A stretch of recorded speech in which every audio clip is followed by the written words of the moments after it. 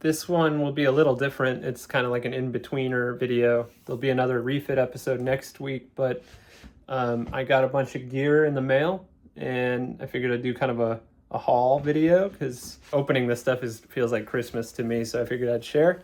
So the first bit is a double block on a swivel with a shackle.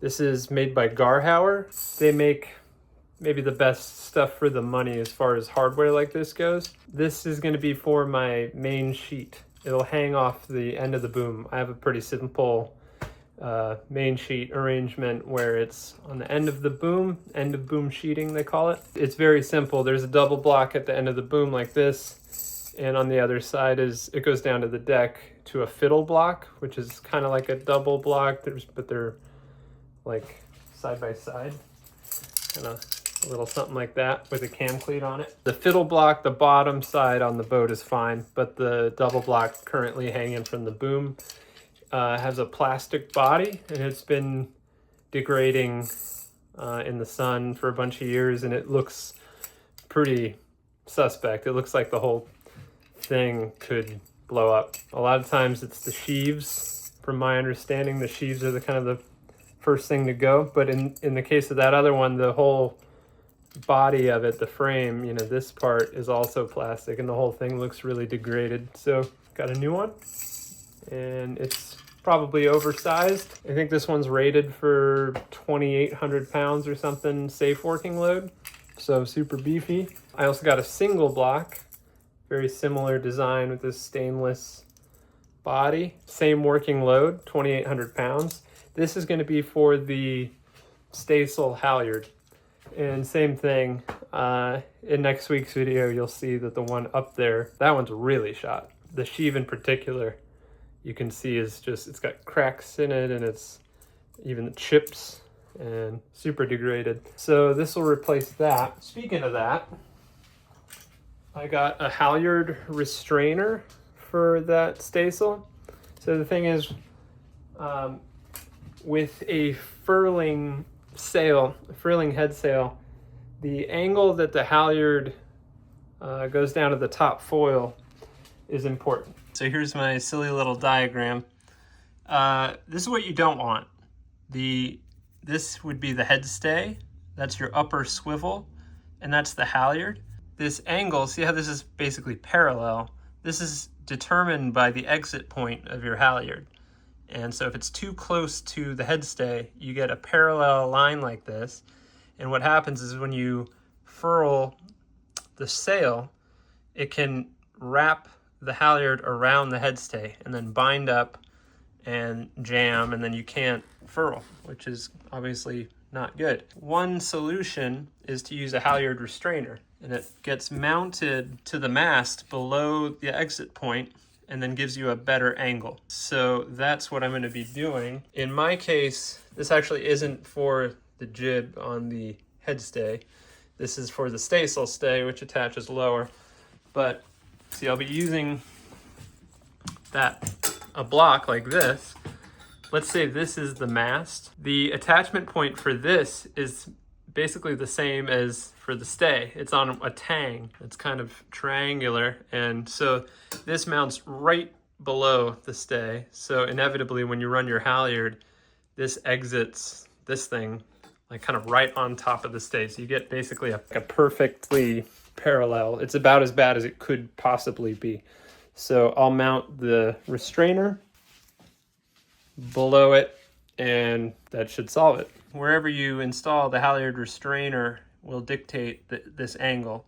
And there is a limit. If you do it too low, you'll end up with like a 90-degree angle, and then it's not even pulling the sail up anymore, it's just pulling away from the stay. You clearly don't want that. They don't really tell you what that limit is.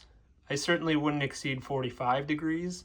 I think they say you want a minimum of like 5 or 10 degrees. So I'll probably shoot for maybe 20. Probably eyeball it, to be honest, but so we'll cover that in a video. Speaking of halyards, I got a new halyard. So this is the mainsail halyard, and I find it quite attractive. I talked about in the last video about sizes and ropes and stuff, and I The Westsail traditionally uses a 7/16 inch polyester double braid rope. I think the breaking strength is around 7,000 pounds. I talked about how my sheaves, they're not running very smoothly. There's going to be more on that, but basically a smaller rope will generally run through a sheave a little easier. So I'm not sure if what I have there is 1/2 inch or 7/16. It may be that it's oversized and that 7/16 would run better. This is even smaller than that. And the reason I'm able to get away with it is this is like high-tech rope where the core is, it's not Dyneema brand, but it's basically like a Dyneema 12-strand high-tech core. So you get more strength for the same size. So this is 12 millimeters, which is roughly 3/8 inch. So that's another 1/16 of an inch smaller. And these high-tech lines tend to be a little prettier in my opinion. Didn't like love the look online, but now that I see it, I think this is a really nice looking rope.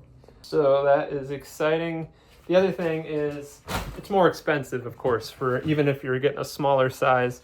The high-tech stuff is more expensive, but the way I justified it was the main halyard is the one that's going to be getting used, actively adjusted up and down and for reefing and hoisting and whatnot. So that's the most important one. Definitely the jib halyard is way less important because it's basically set and forget. If you are using a furler, you hoist that sail and it stays up. So it doesn't get used nearly as much, almost never really.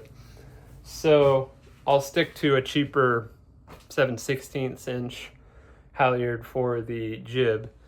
I'll have to see about for the staysail. It's going to run through this, so 7/16 will run through there just fine.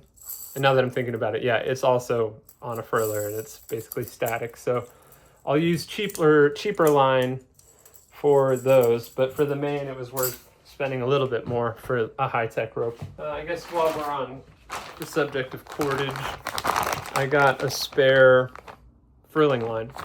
So I just put a new furler on the staysail, and that came with a new line for the furling drum. I already had a furler on the head stay, and its furling line is in usable shape, but it's aging for sure. And it's something I think is really important to have at least one spare of. So I'll start fresh with this, and I'll keep the one that's a little bit used as a spare. Now I have new ones for both. I also tracked down a couple of specialty screws from Harken. I lost one of these, and they're unique. It's like a set screw with a stud. Instead of the whole thing being threaded, it's like a stud with an Allen on one side. You need an Allen key to tighten this, and half threaded, half stud. They're kind of specific. So those get lost really easy. So I ordered 3 of them. I'm down 1 already, so now I have 2 spares.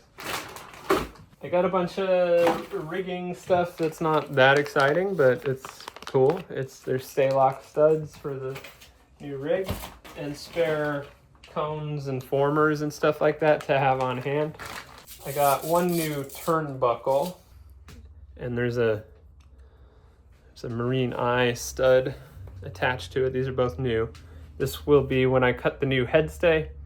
I'm going to replace that turnbuckle. Generally, these bronze turnbuckles are kind of like lifetime products for the most part. More often, it's the thread that if the threading gets messed up, of course you can try to fix that, but I thought it'd be a good idea to have a couple spares. I'm going to reuse most of the turnbuckles on the boat, but I'm going to replace the one for the head stay and keep that one as a spare. And then related to that, I got these rat pins.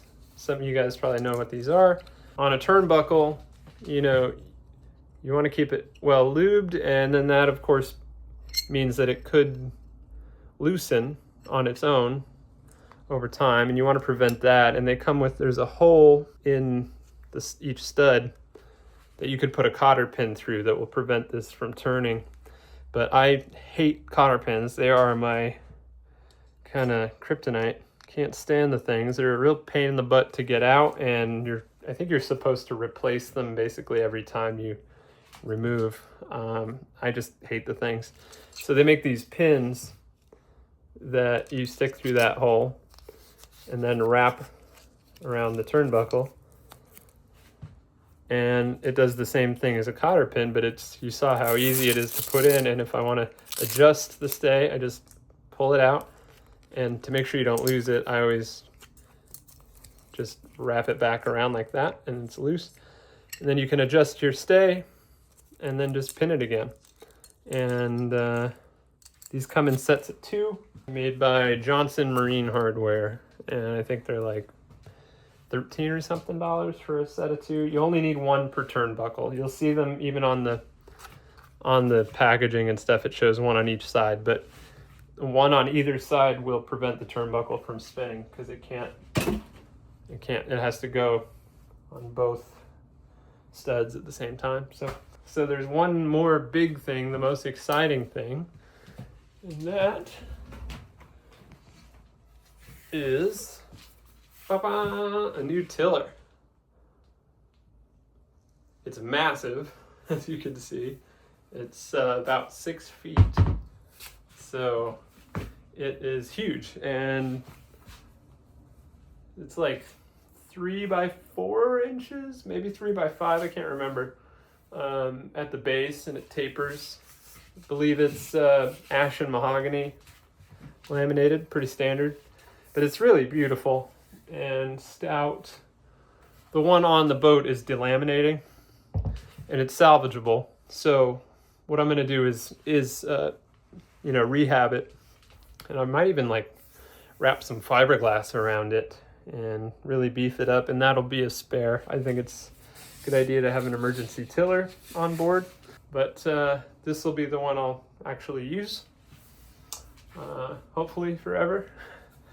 And before I install it, you can order these varnished or not, and I ordered mine without varnish so that I can soak the thing in epoxy to make it even more waterproof and robust. So yeah, I'll do epoxy, 1 or 2 coats of that, and then a whole bunch of coats of varnish. So yeah, that is the haul. If you're into gear, if you kind of nerd out on this stuff, then hopefully you enjoyed this. There's gonna be plenty more because yeah, refitting a boat, you need a whole bunch of gear. So anyway, that's it for now. See you next week with another refit episode. Ciao, man.